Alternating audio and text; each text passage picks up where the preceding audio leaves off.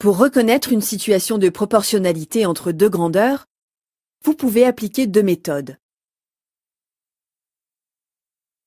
Soit vous utilisez un tableau dans lequel sont consignées toutes les valeurs, soit vous utilisez un graphique qui indique les variations d'une grandeur en fonction de l'autre.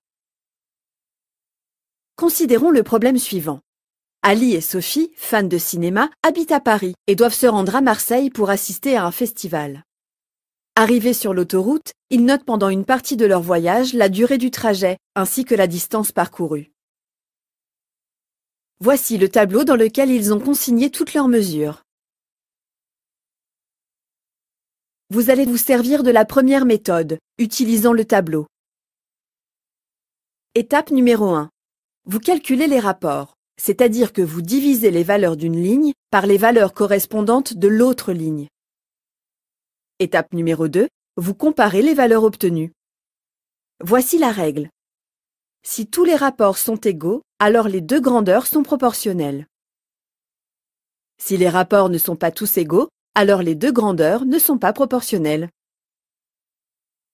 Revenez à votre exercice et calculons les rapports.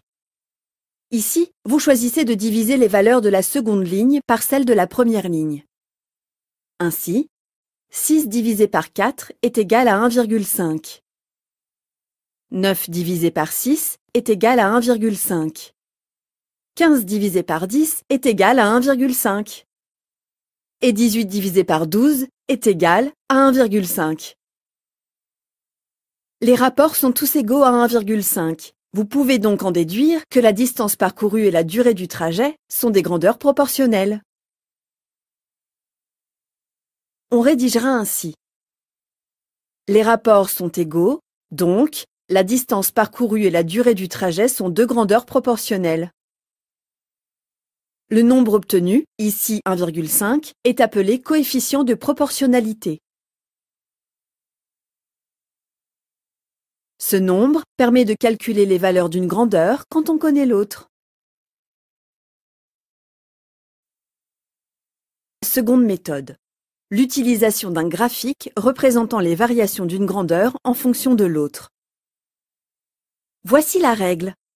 Si la courbe est une droite qui passe par l'origine, alors les deux grandeurs qui figurent en abscisse et en ordonnée sont deux grandeurs proportionnelles.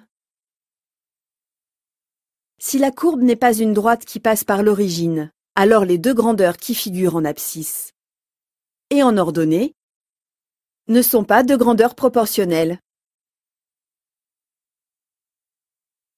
Appliquez cette règle à notre exercice. Sur l'axe des abscisses, l'axe horizontal, vous avez placé la durée du trajet, exprimée en minutes. Sur l'axe des ordonnées, l'axe vertical, vous avez placé la distance parcourue, exprimée en kilomètres.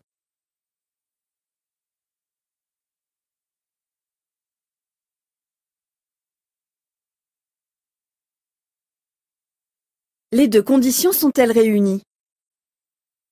Premièrement, la courbe est bien une droite. Autrement dit, les points sont alignés. Deuxièmement, cette droite passe bien par l'origine du repère. On peut donc en déduire que la distance parcourue et la durée du trajet sont deux grandeurs proportionnelles.